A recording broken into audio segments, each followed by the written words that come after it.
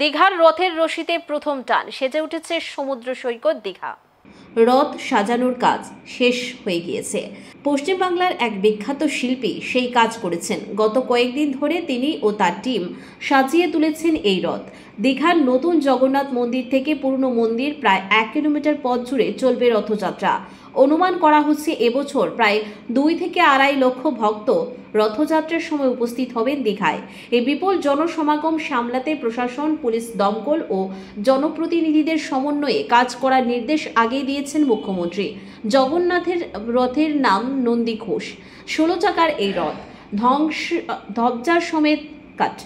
ধ্বজা সমেত রথের উচ্চতা 30 ফুট, 22 ফুট চৌড়া। লাল ও হলুদ রঙের এই রথের 3 দিকে থাকবেন 9 জন পার্শ্ব দেবতা, 2 জন তারপাল। রথ জুড়ে রাজপথ ঘুরে পটচিত্র। সামনে সাদা ঘোড়া। ইসকনের ভাইস প্রেসিডেন্ট রাধারমণ দাস জানিয়েছেন, রথকে সোজা টান দিতে হয়। এই 3 রথে কোনো স্টিয়ারিং নেই, সোজাভাবেই রথের রশিতে টান পড়বে। মন্দির প্রাঙ্গণ থেকে 1 কিমি দূরত্বে রয়েছে মাসির বাড়ি, সেখানেই নিয়ে যাওয়া হবে রথ।